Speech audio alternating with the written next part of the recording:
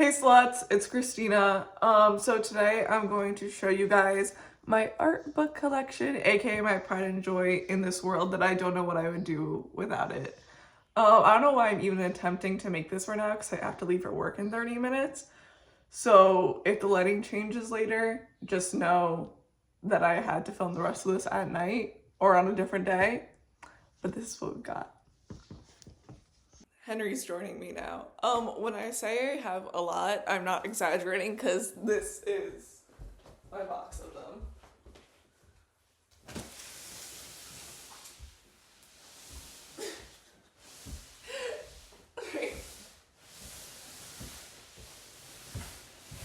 Oh my god. Yeah. This entire box isn't all my art books. It's just like my books in general, but a lot of them are my art books. They're all in this box because we're moving soon, so I'm starting to pack. But looks like I'm gonna take it all out and it's gonna be for nothing. But it's okay. I'm actually out of breath just from that, which is really embarrassing, but it's okay. Okay, so first up is the book that got me into collecting weird books. Art. Okay, I'm saying art books, but these are more just like coffee table books and also just like weird books that I have. I'm probably gonna split them into sections, but this is the first book that I got that really started my love for this. It's Tragedies and Mysteries of Rock and Roll. It has a bunch of really cool shit in here. It talks about mysterious deaths and stuff. It's got stuff like Jimi Hendrix, Janis Joplin, John Lennon, Kurt Cobain, Amy Winehouse, Jeff Buckley, all the fucking icons. And I just love it. It's so cool. Okay, so my next one is one of my all-time favorites. I actually got this book while I was high as fuck in the city, and I accidentally crashed Greek Orthodox Easter, but that's a whole different story. But I remember I walked into this bookstore and they had it, and I carried it around in the rain with me all day. And it's Fairy Tales by Petra Collins and Alexa Demi. If you have any interest in photography books or art books, you know this one. It is so iconic. I love Petra Collins' style of photography so much. She was robbed of Euphoria. I love her so much. I could talk about her all day. I think she's so influential and so cool. I would love to sit down with her. But so the whole thing is broken up into I think 4 sections. And oh my god, it's so cool. I love the inside of the fairy tale illustrations. Oh, so cool. Oh, also the illustrations are by Evita Flores. Oh, I could talk about this book forever. If I could, I would just spend this whole video flipping through the pages and showing you every single page because I think every single page and section deserves its screen time. So cool. I just love it. Ah, it's so good. It's so good. Okay, now this one I also got from the Chelsea flea market.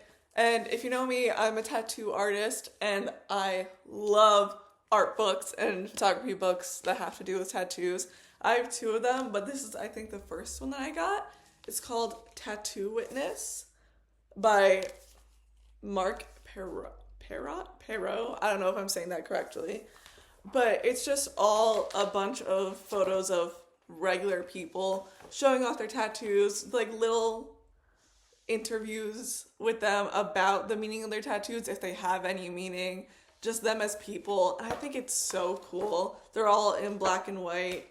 There's just so many different styles that are shown throughout here that I think are so interesting. And yeah, I always said that when I have my tattoo studio, this book will be in the waiting area. Okay, and now the other book that I plan on having in my little waiting room in my studio is Rolling Stone's Tattoo Nation, which is the most early 2000s book I think Like, it is the early 2000s if it was a book. And it just shows so many iconic celebrities of that time and their tattoos. Some of them have little quotes and interviews about their tattoos, but it's mainly just portraits of their tattoos. I got this one from this amazing vintage shop in Bedford Hills in Westchester. It's the best shop ever. I literally have gone there so much that they recognize me by my voice, and when I'm not in there for a long period of time, they like get worried.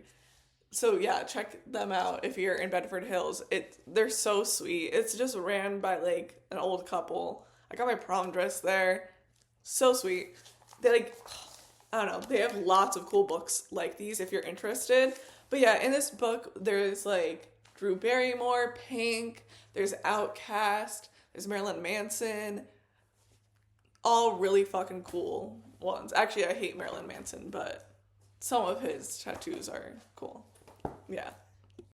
Okay, this one I got at I think the Chelsea flea market, and it's 66.99 An American Road Trip by Kent Baker, and it just shows his photographs while he's going down Route 66 or Route 99, and just shows like I don't know the life of like it's just so like Americana, a lot of like desert imagery, a lot of just like mundane shit that a lot of people take for granted, but I absolutely love.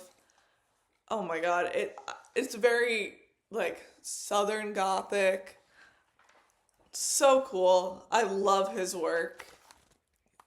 He did just such a great job like capturing I don't know this lifestyle, and it makes me like very nostalgic for a place I've never been to. Like I'm from the Northeast, I'm from New York, but I feel like I've been here, you know? Like it just feels so familiar and I love it. Okay, this one my friend Luca got me for my birthday this year, which I love so much. She knows me so well. And it's called Pop Lips. It's all photographs by Scott Lips. The forewords by Courtney Love, which is iconic.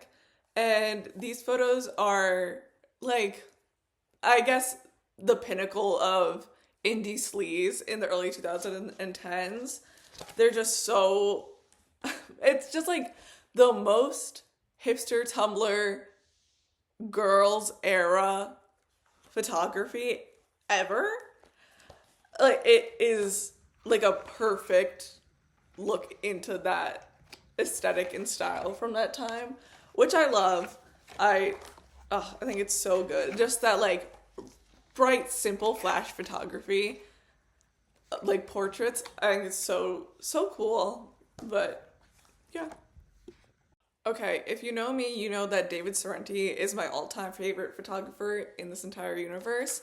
And so I have his book of Polaroids from 1994 to 1997. I absolutely love this man. He was just so influential, so ahead of his time. If you don't know who he is, I hate the term, but he like was the pioneer of heroin chic. If you are interested in learning about him, I highly recommend the documentary See No Evil. I think it's on HBO Max, but I could be totally wrong about that. But it's an absolute beautiful documentary. I cried the first time I watched it. I love his style so much. And the fact that he did it all at such a young age is so inspiring. But yeah, in this book, it's just photographs of like his life in the city. There's a bunch of photos of Jamie King, Kate Moss, himself, his family. I love it. Yeah, it's amazing. Okay, the last one of my like art book section is The Grotesque in Photography by A.D. Coleman. This book is really fucking cool. I can't show a lot of it on this video because it's a lot of like crime scenes and BDSM photos and shit like that, but I will show some of the tamer stuff in here. But if you have a chance and you're not easily disturbed or whatever by like the human body and what the human body looks like afterwards, then I highly recommend this book. I also thrifted this one, but I cannot for the life of me remember where I got it, but I really like it. This book is also broken up into 3 sections. The first section is reality, which is like crime scene photos, wartime photos, stuff like that. And then there's constructed reality, which is like, I don't know, what you would think more of like sets, like models and like props and stuff to make it look grotesque. And the last section is unreality, which is more like visual art, if that makes any sense. A lot of like collaging and very abstract photography to make it look odd. But yeah, it's all really fucking cool. Also, I'm thinking back right now, I probably have said so cool or cool in this video at least 50 times already.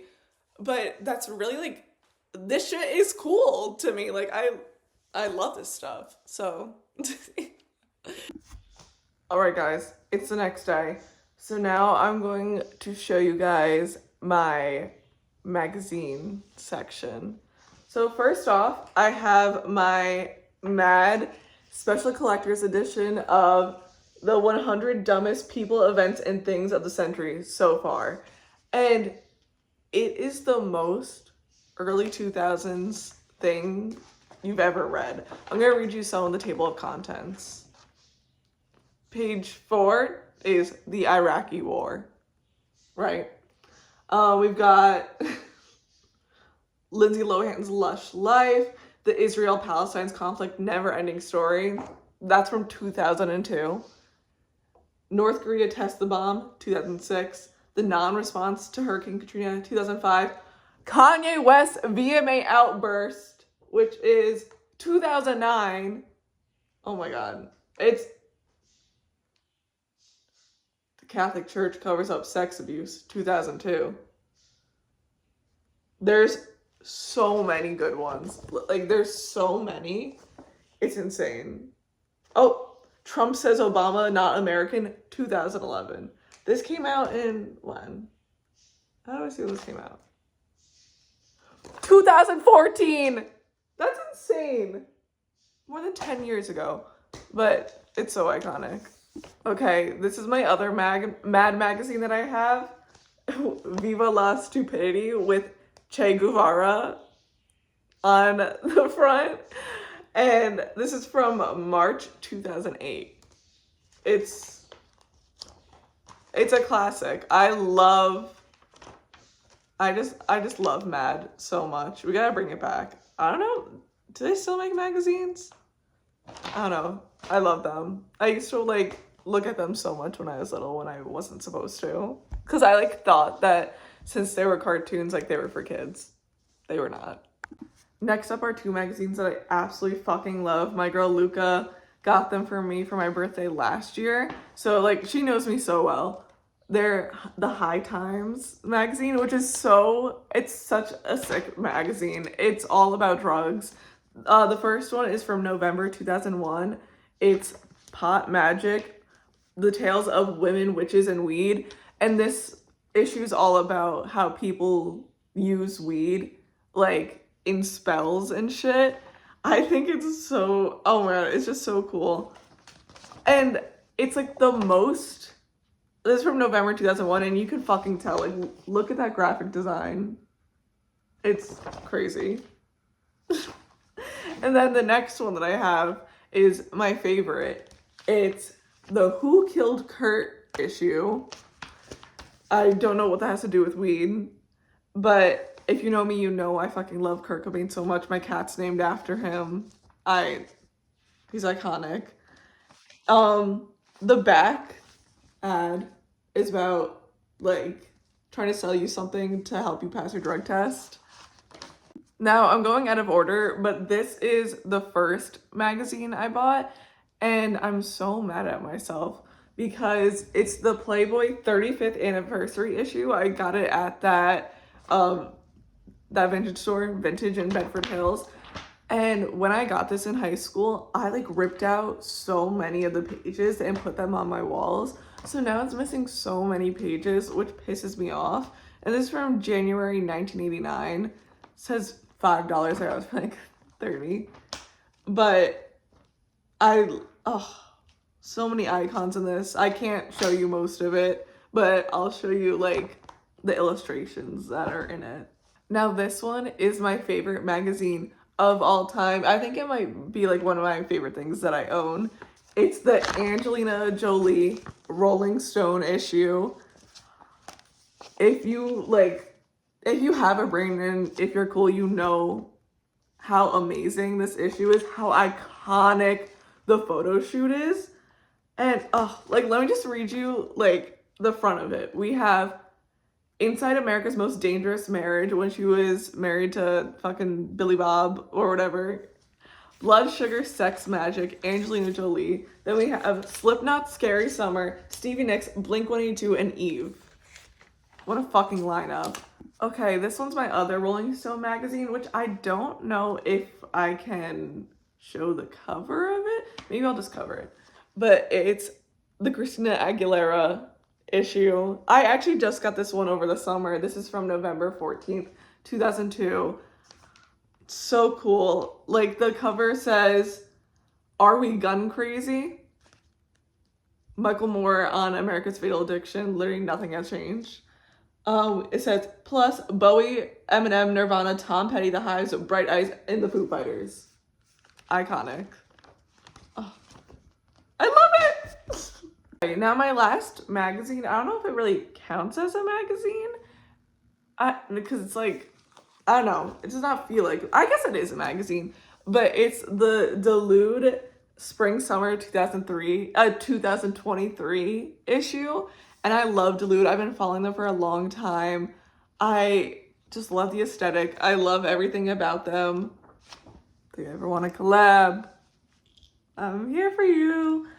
I love the back that it has like all the people that submitted stuff into it. All icons. I really like this style. I think it's so cool. I'm a big fan of them. I don't even remember buying this, if I'm gonna be honest. I know I ordered it online, but it's like a blur. But it's really cool. And this one is, I think, oh wow, it's their first issue. It's Fictions, Delusions, and Materiality. I love it. Shout out to Dulude. Now, the first one is one of my favorites, House of Psychotic Women, an autobiographical topography of female neurosis in horror and exploitation films by Kiera Janice. This is such an iconic book. And once again, I feel so connected to Ethel Cain because she named one of the songs off of Perverts about this book. So basically, I need to be her best friend.